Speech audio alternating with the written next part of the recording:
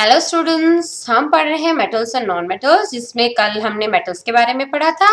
आज हम non metals के बारे में पढ़ेंगे। Okay, so let's C.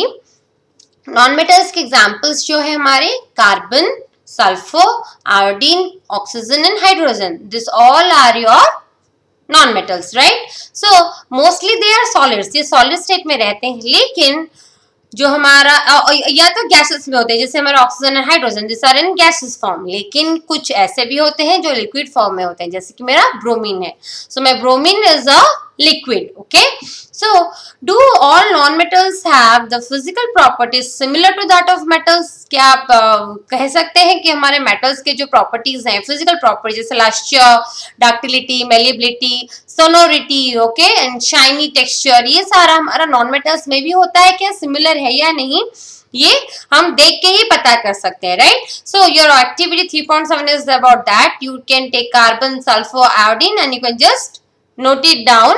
What are the appearance से वो कैसे दिखते हैं? So it is very difficult for us to differentiate, क्योंकि कभी बहुत सारा ऐसे भी चीज होता है जो सिमिलर टू मेटल्स होते हैं, but they are not actually metals. तो अगर हम उसको रिएक्शन ना करें तब तक हम कंफर्म नहीं हो सकते, सिर्फ फिजिकल प्रॉपर्टीज से हम कंफर्म नहीं हो सकते कि मेरा वो चीज मेटल है या वो नॉन मेटल है, क्योंकि एक्सेप्शंस भी होती है, जैसे कि कुछ all metals except mercury exist as solids at room temperature. जो हमारा मर्क्यूरी है वो लिक्विड मेटल है, राइट? लेकिन मेरे सारे मेटल्स जो है वो सॉलिड फॉर्म में होते हैं accept mercury, which is a liquid. So I cannot say all those are solids that are metals, right? So this is an exception. Even और एक है कि हमने एक्टिविटी में कल देखा था कि हमारा जो एक वायर हम लेंगे, अगर एक एंड में हम उसको हीट करेंगे तो दूसरे एंड में मेरा वैक्स के साथ एक पिन लगा हुआ होता है। तो क्योंकि मेरा जो मेटल वायर है वो हीट कंडक्ट करता है, ट्रांसफर करता है एक एंड से दूसरे एंड, तो इसलिए मेरा वॉक्स मेल्ट होता है और मेरा मेटल पिन गिर जाता है। सो इस प्रोसेस में मेरा मेटल वायर जो है वो पिघलता नहीं है। That is because it has high melting point. So we can say that all metals have high melting point. हमने ये कल कंक्लूड किया था। लेकिन गैलियम जो कि एक मेटल है, सीजियम जो कि एक मेटल है, they are very low melting points, they have very low melting points. Even आप उसको अपने हाथ में लेंगे ना तो हमारा पाम जो है वो भी थोड़ा गर्म रहता है, तो हमारा पाम की गर्माहट से भी वो पिघल सकता है, gallium and caesium. So we cannot say by seeing that is a metal, क्योंकि वह गैलियम और caesium are non metals, right? Okay, even iodine is a non metal, लेकिन वो लस्ट्रस है। All non-metals are non-lustrous and all metals are lustrous, but my iodine, which is a non-metal, is a lustrous. Okay, even carbon is a non-metal that can exist in different forms, क्योंकि carbon में tetravalency होता है। Carbon का valency क्या होता है? 4। तो क्या होगा उसमें चार हमारा शेयरिंग हो सकता है, 4 कोवेलेंट बॉन्ड फॉर्म कर सकता है। सो इसी के कारण हमारे कार्बन्स के बहुत सारे स्ट्रक्चर्स हैं, and carbon can combine with many other elements, right? Many other and form many other compounds. So carbon is a non-metal that can exist in different forms, and each form is called an allotrope. So क्योंकि carbon से ही बहुत सारी चीजें बना है, and carbon बहुत सारी चीजों को लेके बॉन्ड फॉर्मेशन कर सकता है, इसीलिए कार्बन जो कंपाउंड फॉर्म होते हैं उसको हम बोलते हैं allotropes of carbon. Okay, diamond is an allotrope of carbon. Diamond भी जो है वो कार्बन से बना है, which is the hardest natural substance known and has a very high melting point and boiling point. जो हमारा डायमंड है वो बहुत हार्ड है, वैसे ही वो कार्बन से बना है, राइट? जिसका high melting point and high boiling point है। लेकिन उस कार्बन से मेरा ग्राफाइट भी बनता है, and graphite another allotrope of carbon which is a conductor of electricity. Graphite जो है is a good conductor of electricity, but that is not as hard as a diamond, right? So it depends on what type of bond it is forming. Accordingly उसका hardness and उसका luster, उसका texture change हो जाता है, right? So मैं ये नहीं बोल सकती मेरा diamond metal है क्योंकि वो hard है, और मेरा graphite non metal है क्योंकि वो soft है, right? So by seeing all the physical properties, it's very difficult for us to identify whether that particular element is a metal or a non metal. Even हमारे alkali metals जो है, जैसे lithium, sodium, potassium, they are very soft, metals, right? Which can be cut with a knife. Generally metals hard होती हैं, but मेरा जो lithium, sodium and potassium है, alkali metals हम उसको बोलते हैं, क्योंकि when they dissolve in water, they form your respective alkalis. Alkalis हमने पढ़ा था. Alkali is just like a base which is dissolved, right? So all bases which dissolve in water are called as alkalis. So lithium, sodium, potassium को हम alkali metals इसलिए बोलते हैं क्योंकि ये हमारा पीरियोडिक टेबल में आएगा, इसलिए अभी आप थोड़ा सा समझ लो इसको. क्या करता है ना ये हमारा, they dissolve in water and form their respective hydroxides, lithium hydroxide, sodium hydroxide and potassium hydroxide, which are very good examples of your bases, right? So we say that these are your alkalis, okay? So ये क्या है, ये है metals, लेकिन ये बहुत ही soft होते हैं. इवन इतने सॉफ्ट हैं कि आप नाइफ से भी इसको कट कर सकते हैं. And they have low density and low melting points. इनका डेंसिटी भी कम होता है और मेल्टिंग पॉइंट भी बहुत कम होता है. सो आई कैन नॉट से all metals have high melting point, right? So elements can be more clearly classified as metals and non-metals on the basis of their chemical properties. So इसीलिए chemical properties बहुत जरूरी है जिससे हम metals and non-metals को differentiate कर सकते हैं. Just to identify that particular element को हम मेटल में डालेंगे या हम उसको नॉन मेटल बोलेंगे. Okay, so here is a activity जो हमने फर्स्ट चैप्टर में भी किया था थोड़ा बहुत इसका, जिसकी मैग्नीशियम रिबन का हमने किया था. मैग्नीशियम रिबन को हमने थोड़ा सा सैंड पेपर में रब किया था और उसको बर्न किया था, राइट? और उसमें एशेस फॉर्म होते हैं और हमको ये पता है कि मैग्नीशियम जब ऑक्सीजन में बर्न होता है तो मैग्नीशियम ऑक्साइड फॉर्म होता है, राइट? हमने ये फर्स्ट चैप्टर में किया था. Recall that. So here you see the activity 3.8. Take a magnesium ribbon and some sulfur powder. आप magnesium ribbon लेंगे और कुछ sulfur powder लेंगे, okay? Burn the magnesium ribbon. Magnesium ribbon को आप burn करेंगे तो क्या होगा? Magnesium oxygen में burn होके magnesium oxide form होगा, उसको ashes बोलते हैं, okay? So collect those ashes formed and dissolve them in water. उस ashes को हम लेके water में dissolve करेंगे. यहाँ पे मैं बोलना चाहूंगी मैग्नीशियम ऑक्सीजन के साथ मिलके मैग्नीशियम ऑक्साइड हुआ, Mg+O2 give rise to MgO, right? हमने ये पढ़ा था. अब उसी मैग्नीशियम ऑक्साइड को अगर मैं वाटर में डालूंगी सो MgO+H2O, वाटर में डालूंगी तो मेरा मैग्नीशियम हाइड्रोक्साइड और मेरा हाइड्रोजन गैस लिबरेट होगा, MgOH होल ट्वाइस होगा. सो माय मैग्नीशियम हाइड्रोक्साइड जो फॉर्म हुआ वो मेरा क्या है? That is an alkali because उसमें OH है, राइट? सो अल्कली रेड लिटमस पेपर को क्या करेंगे या लिटमस पेपर को क्या करेंगे? वो ब्लू में कन्वर्ट कर देंगे. So you see next, test the result solution with both red and blue litmus paper. तो यहाँ पे आपको पता चल गया क्या होगा? It will turn the red litmus paper into blue because it is a alkali, because alkali of magnesium hydroxide is formed, right? So if the product formed on burning magnesium acidic or basic, यहाँ पे आपको पता चल गया कि वो basic है क्योंकि hydroxide form हुआ है, right? So now burn the sulfur powder. ये जो sulfur powder है हम उसको लेके अभी burn करेंगे. So क्या होगा? Sulfur in presence of oxygen forms sulfur dioxide and sulfur trioxide. Okay, depending on the amount of oxygen, वो sulfur dioxide and sulfur trioxide में convert हो जाते हैं. So place a test tube over the burning sulfur to collect the fumes produced. So sulfur powder लिया हमने, उसको नीचे से heat किया, air के presence में वो burn हुआ और वो रिएक्शन हुआ सल्फर ऑक्सीजन के बीच और हमारा sulphur dioxide and sulphur trioxide के जो फ्यूम्स आएंगे उसको मैंने एक टेस्ट ट्यूब में कलेक्ट किया और उस टेस्ट ट्यूब में अब मैं क्या करूंगी? Add some water to the test tube and shake. उसमें मैंने वाटर ऐड किया और शेक किया. सो क्या होगा कि सल्फर डाइऑक्साइड ट्राइऑक्साइड जो हमारा था वो अभी वाटर के साथ मिलके SO3+H2O give rise to H2SO3 sulphurous acid में कन्वर्ट हो जाएगा. H2O plus SO3 give rise to H2SO3. So ये जो sulfurous acid है that is an acidic property. It gives the acidic property. वो क्या करेगा? Blue litmus को red कर देगा. So that is the acidic. और एक बात है, अब जब शेक करोगे तो आपको एक वार्म फील होगा, वो टेस्ट ट्यूब थोड़ा सा वार्म फील होगा. That is because due to the vigorous reaction and that is because of sulphurous acid वो स्ट्रॉन्ग एसिड है, so it will produce some heat in the process. Okay, so is the product formed on burning sulphur acidic और basic? You can know that is a acidic, right? So, can you write the equations in this reaction? Equations मैंने अभी बता दिया. I hope you all can write it down.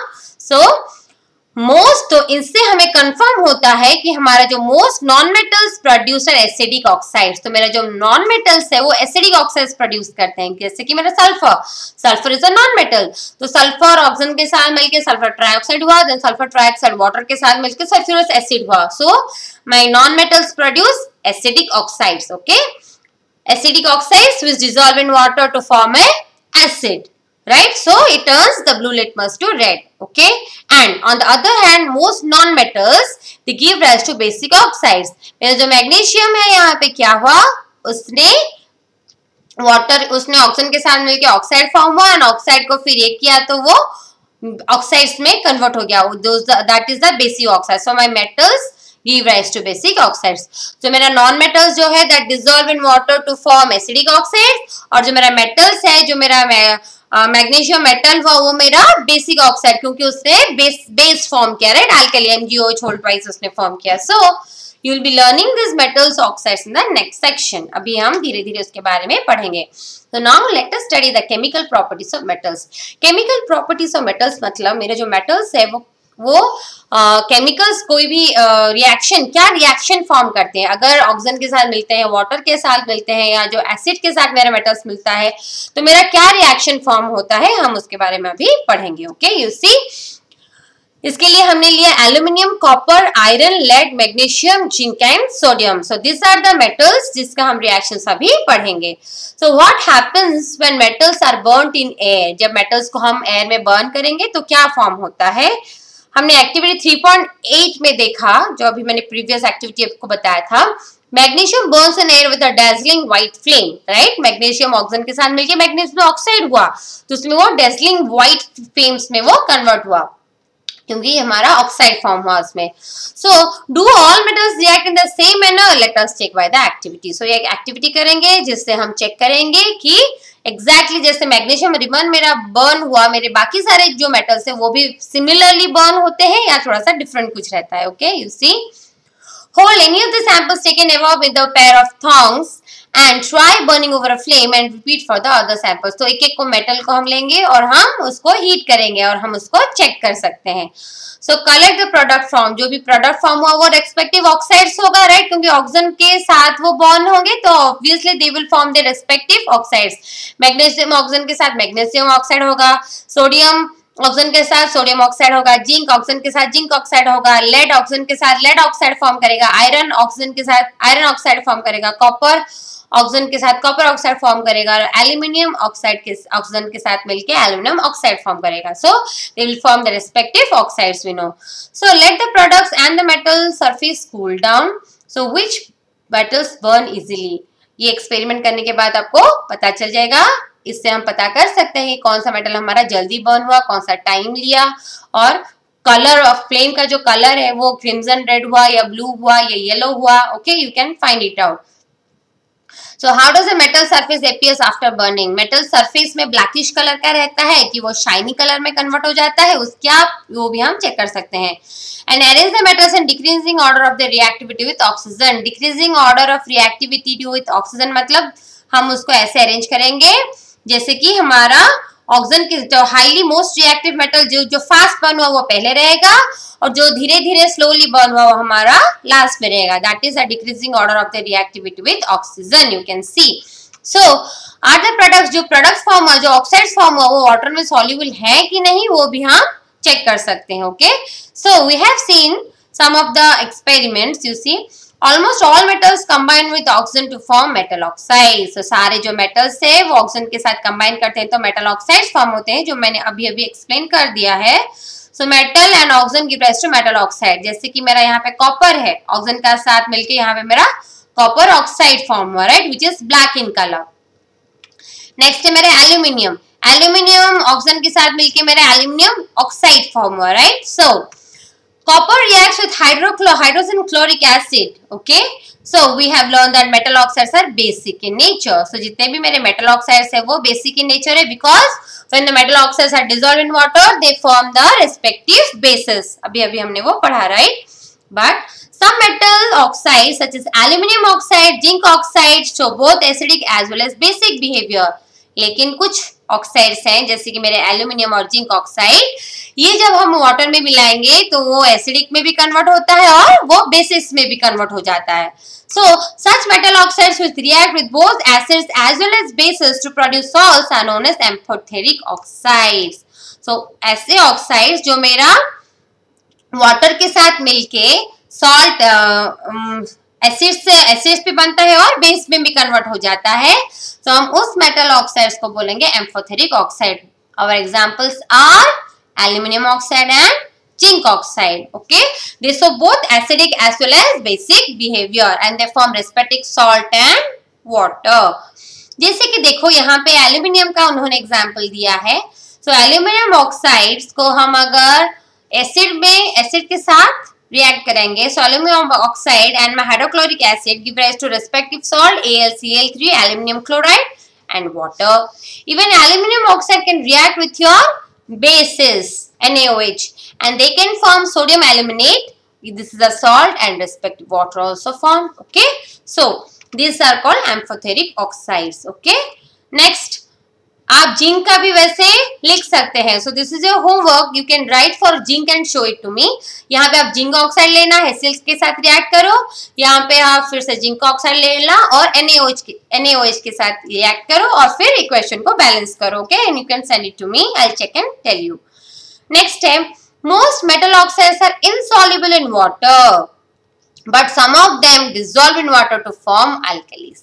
जो भी सारे मेरे metal oxides हैं दे आर इनसॉल्युबल, वो वाटर सॉल्युबल नहीं होती है. लेकिन we have already study in the second chapter acid bases and salts, उसमें हमने क्या पढ़ा था कि जो मेरा ऑक्साइड्स है या जो मेरा बेसिस है जो डिसॉल्व होता है वाटर में, उनको हम बोलते हैं अल्कलीज. ओके, बेसिस मतलब OH माइनस आयन जिसमें हो, और जो बेसिस मेरा वाटर में सॉल्युबल होता है, वाटर में डिसॉल्व होता है, हम उसको बोलते हैं alkali. But so here all metal oxides are not insoluble in water. There are some which are also soluble in your water that we call as alkalis. जैसे कि मेरा sodium oxide and potassium oxide है. Sodium oxide water के साथ react करता है तो sodium hydroxide form होता है. पोटेशियम ऑक्साइड वाटर के साथ रिएक्ट करता है तो मेरा पोटेशियम हाइड्रोक्साइड फॉर्म होता है. Right? Okay, so this are water soluble alkalis, right? Water solubles. So we have observed in activity that all metals do not react with oxygen at the same rate. जब हमने सारे metals को burn किया तो वो क्या करते हैं, सेम अमाउंट ऑफ टाइम में बर्न नहीं होते हैं. ओके, सेम रेट में बर्न नहीं होते, कोई फास्ट होता है कोई स्लो होता है. सो डिफरेंट मेटल्स और डिफरेंट रिएक्टिविटीज टुवर्ड्स ऑक्सीजन, सबका अलग अलग रिएक्टिविटी रहता है ऑक्सीजन के साथ. So metals such as potassium and sodium react so vigorously that they kept fire if kept in the open. So मेरे पोटेशियम और sodium highly vigorously react with air. So वो एयर के contact में आते ही बहुत जल्दी वो बर्न हो जाते हैं. इसीलिए hence to protect and prevent accidental fires they are kept immersed in your kerosene oil. जो सोडियम और पोटेशियम है वो मेटल्स को हम केरोसिन ऑयल में डुबा के रखते हैं. Okay, so at ordinary temperature the surface of metals such as magnesium, aluminum, zinc and lead are covered with thin layer of oxides. Obviously, right? जैसे कि मेरा आयरन अगर एयर में मॉइस्ट हो और वो ऑक्सीजन हो तो आयरन ऑक्साइड में कन्वर्ट हो जाता है, तो आयरन के ऊपर एक आयरन ऑक्साइड का कोटिंग आ जाता है. वैसे ही अगर मेरा मैग्नीशियम, एल्यूमिनियम, जिंक और लेड बहुत दिनों तक ऐसे मैंने खुला रख दिया तो क्या होगा, धीरे धीरे ऑक्सीजन जो होगा उसका जो सरफेस है जो ऑक्सीजन के कांटेक्ट में है उसमें रिएक्शन होगा और वो रिस्पेक्टिव ऑक्साइड्स का लेयर एक उस मेटल के ऊपर फॉर्म हो जाएगा. Right? So this protective oxide layer prevents the metal from further oxidation. So एक बार ऑक्साइड बन गया तो क्या करेगा, वो नीचे के लेयर्स को प्रोटेक्ट करता है. Right? So this protective oxide layer prevents the metal from further oxidation. मेरे बाकी जो सारे मेटल्स हैं जो उसके नीचे हैं, सरफेस के नीचे, वो मेरा ऑक्सीडाइज नहीं होता है, वो ऑक्सीजन के साथ कांटेक्ट में नहीं आता है और वो ऑक्साइड नहीं होता है और वो प्रिवेंटेड हो जाता है. Right? So iron does not burn on heating. Iron को बर्न हीट करते तो वो बर्न नहीं होता है, but iron filings burn vigorously when sparkled in the flame of burner. लेकिन आयरन के फिलिंग्स को, छोटे छोटे आयरन के टुकड़ों को अगर हमने फायर में डाला तो वो बहुत जल्दी आग पकड़ लेता है. That is because of this oxides form which burn in the air. which burn in the fire. Okay, even copper does not burn. Copper जो है वो भी burn नहीं होता, but the hot metal is coated with a black coating layer of copper oxide. Okay, even silver and gold do not react with oxygen even at high temperature. Silver and gold भी जो है वो oxygen के साथ react नहीं करते हैं even at high temperature. Okay, that is because a layer of oxides is formed over them which protects from further oxidation or further burning. Okay, so here after performing you must have observed that sodium is the most reactive of all the samples of metals taken here. क्योंकि sodium को निकालते ही kerosene से वो air के touch में आते ही burn हो जाता है. The reaction of magnesium is less vigorous, implying that this is not as reactive as sodium. Sodium is very reactive as compared to the magnesium, क्योंकि magnesium slowly burn होगा. But burning in oxygen does not help us to decide about the reactivity of zinc, iron, copper or lead. इससे हमको zinc, iron, copper और lead के बारे में नहीं पता चला. इसमें हमें सिर्फ सोडियम, पोटेशियम के बारे में पता चला. अभी हम नेक्स्ट रिएक्शन से पता करेंगे कि हमारा zinc, iron, copper and lead ये जो है वो मेटल्स है या नॉन मेटल्स है. ओके, यहाँ पे एक छोटा सा आपका डू यू नो दिया है. Let's see that anodizing is the process of forming a thick layer of oxides of aluminium. Aluminium develops a thin oxide layer when exposed to air, and this aluminum oxide coats make the resistant to further corrosion.